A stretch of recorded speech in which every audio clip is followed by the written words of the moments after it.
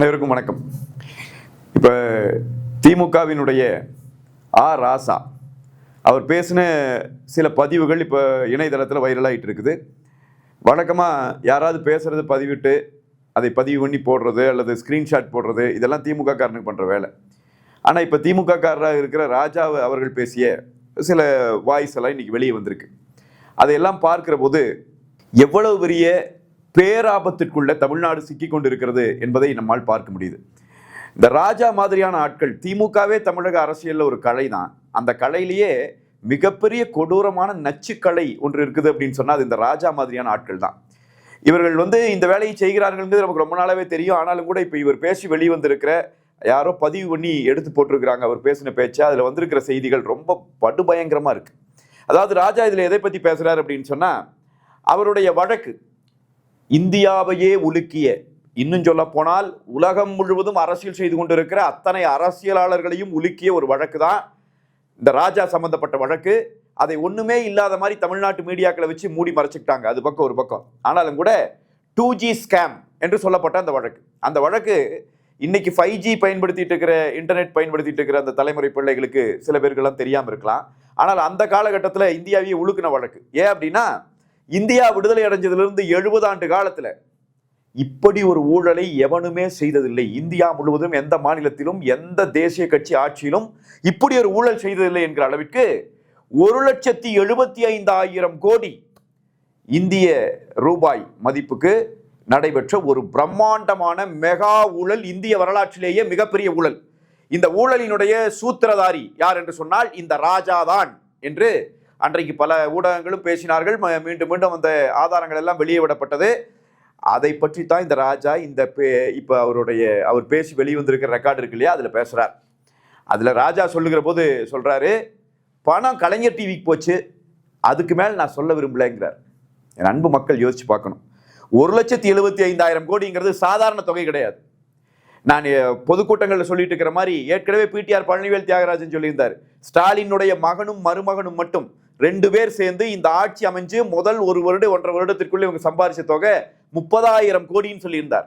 30,000 கோடி அப்படிங்கிறது எவ்வளவு பெரிய தொகை. அதை நான் என்னுடைய பொதுக்கூட்டங்களில் சொல்லி வர்றது உண்டு. அதை விட பல மடங்கு பெரிய தொகை இந்த 1,75,000 கோடி. அது சரியா புரிஞ்சுக்கணும்னா 100 லட்சம் சேர்ந்தா 1 கோடி. அது மாதிரி 1 கோடி, 10 கோடி, 100 கோடி, 1000 கோடி, 10,000 கோடி, 1 லட்சம் கோடி, 1,75,000 கோடி. இந்த பணத்தை என்ன தொகையினே நம்ப முடியாது. அவ்வளவு பெரிய தொகை. இந்தியாவினுடைய பொருளாதாரத்தையே சீரழிக்கிற வகையில இந்தியா மீது ஒரு தொடுக்கப்பட்ட போராக கூட இதை நம்ம பார்க்கலாம். அவ்வளவு பெரிய அயோக்கியத்தனத்தை, அவ்வளவு பெரிய ஊழலினுடைய சூத்திரதாரியாகத்தான் இந்த ராஜா அறியப்பட்டார். இந்த ராஜா பேசியிருக்கார். அவர் பேசின அந்த வாய்ஸ் ரெக்கார்டில் அது வருது பாருங்க. பணம் கலைஞர் டிவிக்கு போச்சு, இதுக்கு மேல நான் சொல்ல விரும்பலங்கிறார். இருந்தால் எத்தனை தாண்டா கொள்ளையடிச்சிங்க இந்த நாட்டை? எத்தனை தான் இந்த நாட்டு மக்களை கொள்ளையடிச்சு கொளுத்து திரிறீங்க? இந்த ராஜா போன்றவர்கள் எல்லாம் அரசியல் கலைகள் இல்லையா? என்னென்ன பேச்சு பேசிட்டு இருக்காரு. அந்த ஆடியோ வெளியே வந்திருக்கிற ஆடியோல பார்த்தா, அந்த ஆடியோ அதை வெளியிட்டதற்காக யூடியூபர் மாரிதாஸ்க்கு இவர் நோட்டீஸ் அனுப்பியிருக்காரா ராஜா. அவர் மாரிதாஸ் சொல்லிட்டாரு, நான் கோர்ட்ல ஃபேஸ் பண்ணிக்கிற பார்த்து போட்டாரு. அது இப்ப பிரச்சனை இல்லை. ஆனா அந்த ஆடியோ வெளியே வந்திருக்கிற ஆடியோல இந்த ராஜா என்னென்னலாம் பேசியிருக்கார், எவ்வளவு மோசடியான விஷயங்களை பேசியிருக்கார். ஸ்டாலினுக்கு அறிவில்லை, ஸ்டாலினுக்கு எதுவும் ஹேண்டில் பண்ண தெரியாதுங்கிறதெல்லாம் புது செய்தி இல்லை நமக்கு. அது நமக்கே தெரியும் தான். அது ஒன்றும் இது இல்லை. அது ஏற்கனவே வைகோ அவர்கள் பேசுகிறார். அவர் ஸ்டாலினுக்கு எந்த அறிவும் கிடையாது, ஒரு கிளை செயலாளருக்கு இருக்கிற அறிவும் கூட இல்லாத ஒரு மனிதர்.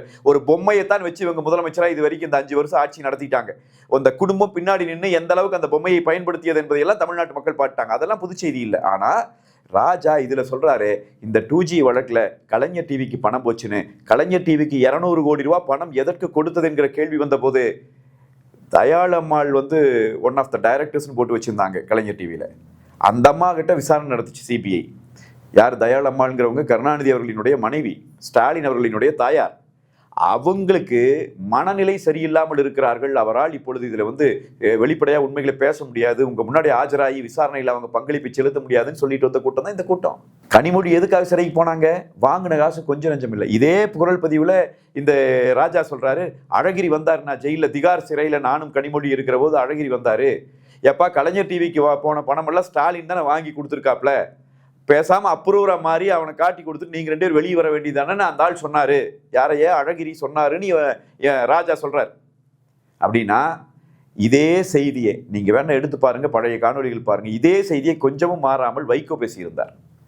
இந்த கனிமொழியும் ராஜாவும் உள்ள இருக்கிறதெல்லாம் வேற, ஆனால் உண்மையான பணம் 1,00,000 கோடி ரூபாய் ஸ்டாலினுக்கு போயிருக்கிறது, ஸ்டாலின் தான் இந்த ஊழலினுடைய மிக முக்கியமான ஆள் என்று சொல்லி வைகோ பேசியிருந்தார். என்னிடம் ஆதாரம் இருக்கிறது, ஆதாரத்தை வெளியிடுவேன் என்று பேசியிருந்தார்.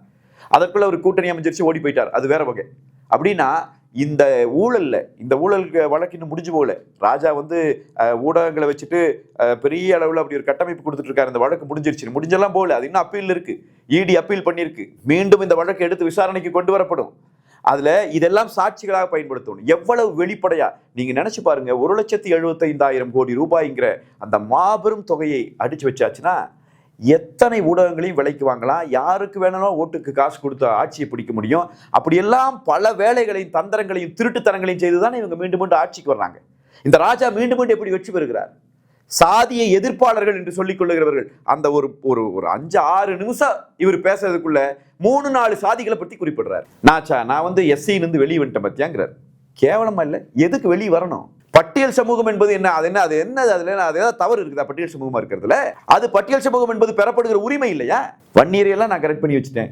கவுண்டர்லாம் அட்டென்ஷன்ல நிக்கிறான், பிராமணன்லாம் இப்படி பண்ணுவான், நாம் அப்படி பண்ணக்கூடாது, நாம் இப்படி பண்ணணும். என்னையா பேச்சு?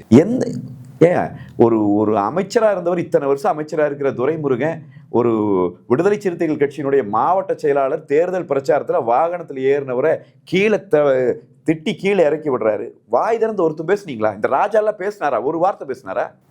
அவர் யாருன்னு தெரியாம கீழே இறக்கி விட்டுட்டாருன்னு பேசிட்டு இருக்கிறானுங்க இங்க உட்காந்து இந்த ஐடி விங்ல, டிஎம்கே ஐடி விங்ல. ஒரு கூட்டணி கட்சியினுடைய மாவட்ட செயலாளரை, அந்த தொகுதியினுடைய தொடர்ச்சியா பலமுறை எம்எல்ஏவாக இருந்த துரைமுருகனுக்கு, இவ்வளவு பெரிய தலைவராக இருக்கிற துரைமுருகனுக்கு, அமைச்சராக இருந்த துரைமுருகனுக்கு கூட்டணி கட்சியினுடைய மாவட்ட செயலாளர் தெரியாதா யாருன்னு?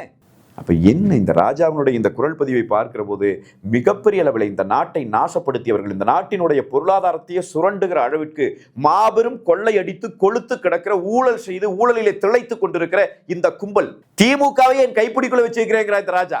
நாளைக்கு ஸ்டாலினுக்கு அறிவு ஒன்றும் கிடையாது, நான் தான் எல்லாம் பார்த்துக்குவேன், என்னால் பார்த்துக்க முடியும், என்னை வெளியே தள்ள முடியாது, என் கம்யூனிட்டி வெளியே தள்ள முடியுமா, என் மூளையை வெளியே தள்ள முடியுமா, அடுத்த ஒரு கேள்வி கேட்கிறா, என்னுடைய செல்வாக்கை வெளியே தள்ள முடியுமா, இன்னும் நிறைய வச்சிருக்கேங்கிறா. என்ன வச்சிருக்கிற? பிளாக்மெயில் பண்ணித்தாயா அரசியலே நடத்திட்டு இருக்கிறீங்க. திமுகங்கிற கட்சியே பிளாக்மெயில பிறந்த கட்சி, பிளாக்மெயிலே வளர்ந்துட்டு இருக்கிற கட்சி அந்த கட்சி. ஒவ்வொருத்தரையும் பிளாக்மெயில் பண்ணி, இந்த ராஜா போன்றவர்கள் எல்லாம் இந்த முதலமைச்சரையே பிளாக்மெயில் பண்ணிட்டு இருக்கிறாங்க. எவிடன்ஸ் இப்ப வந்திருக்கு. எவ்வளவு கேவலமான ஒரு பிறவியாக இவங்க இருந்து அரசியல் பண்ணிட்டு இருக்காங்க பாருங்க. இந்த அரசியலை புறங்காண வேண்டும். இவங்களுக்கு இந்த ராஜா இன்னைக்கு இந்த நேரத்தில் வெளியிடப்பட்டிருக்கிற அந்த ராஜாவினுடைய குரல் பதிவு என்பது எவ்வளவு அருவருக்கத்தக்க அயோக்கியத்தனமான மோசடி அரசியலை கொஞ்சம் கூட அச்சம் இல்லாமல் இந்த திமுக காரங்களா செஞ்சிட்டு இருக்கிறாங்க வெளிப்படையான எடுத்துக்காட்டு. இதை மக்கள் மத்தியில் இதை நாம் கொண்டு போய் சேர்க்க வேண்டிய கடமை இருக்கிறது. நாம் இன்றைக்கு எடுத்து பேசுகிறோம். இந்த ராஜா இதன் அடிப்படையிலேயே கைது செய்யப்படணும். கலைஞர் டிவிக்கு பணம் போச்சுங்கிறது ராஜாவினுடைய ஒப்புதல் வாக்கு மூலமா இல்லையா? அப்படின்னா திமுக காரன் திருடுறதுக்கு எங்க மக்களை எத்தனை வேத்த நீ சுரண்டி உறிஞ்சி கொளுத்திருக்கிற. இதையெல்லாம் மறைக்கிறதுக்கு தனியா ஜாதி அரசியல் பேசுறீங்க, இதையெல்லாம் மறைக்கிறதுக்கு தனியா மத அரசியல் பேசுறீங்க. இந்த மதங்களுக்கெல்லாம் நாங்க தான் பாதுகாப்பு, இந்த ஜாதிக்கெல்லாம் நாங்க போராடுறோம். எங்கடா நீங்க பாரு, என்னடா டே, வயிறு வாயில எரியுதியா?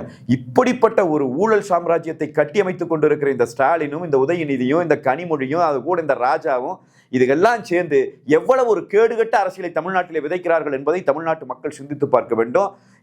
இந்த திமுகவுக்கு கொடுக்கிற மரண அடி, எந்த ஜாதியா வேணா இருங்க, எந்த மதமா வேணாலும் இருங்க, நீங்க யாராக வேண்டுமானாலும் இருங்க, தமிழ்நாட்டிலே வாழ்ந்து கொண்டிருக்கிறவர்கள், இந்தியாவில் வாழ்ந்து கொண்டிருக்கிறவர்கள் தெரிந்து கொள்ளுங்கள், இவர்கள் தேச துரோகிகள், இவர்கள் தமிழ்நாட்டினுடைய எதிரிகள். ஸ்டாலினுடைய குடும்பம், கருணாநிதியினுடைய குடும்பம், இந்த ராஜா போன்றவர்கள் தமிழ்நாட்டிற்கே எதிரிகள், தேச விரோதிகள். இவனை கையில மறுபடியும் இந்த நாட்டை கொடுக்கிற வேலையை செய்துவிடக் கூடாது என்கிற கோரிக்கை தான் நான் மக்கள் மத்தியில் வைக்கிறேன். ராஜாவினுடைய அந்த பேச்சு, அவர் பேசியது யாரோ ரெக்கார்ட் பண்ணி போட்டிருக்க அந்த பேச்சு 2 பாகமா வெளியே வந்திருக்கு. தயவு கூர்ந்து அதை தேடி பாருங்கள், இணையதளங்கள் இருக்கு. இதே மாதிரி தானே கனிமொழி பேசிச்சு நீராராடியா கூட, அந்த டேப்ஸும் இருக்கும். நீராராடியாங்கிற ஒரு பொலிட்டிக்கல் புரோக்கர், ஒரு அரசியல் புரோக்கர் கூட கனிமொழி பேசிய ஆடியோ வந்துச்சு. உங்க குடும்பத்துக்கே அறம் சார்ந்த அரசியல் என்ன தெரியாது ஐயா? உங்க குடும்பமே தமிழ்நாட்டை இப்படி நாசம் பண்ணி கொள்ளையடிச்சு கொழுக்கிறதுக்கு வந்திருக்கிற ஒரு கேடுகட்ட குடும்பமா இது அப்படிங்கிற கேள்வி மக்கள் மத்தியில் இருக்குது. அது உண்மை என்பதை இவர் போன்ற அடிக்கடி வெளிவருகிற இந்த எவிடன்ஸ் எல்லாம் நமக்கு வெளிப்படுத்தி கொண்டிருக்கிறது. எனவே மக்கள் சிந்திக்க வேண்டும், சரியான முடிவெடுக்க வேண்டும். வணக்கம்.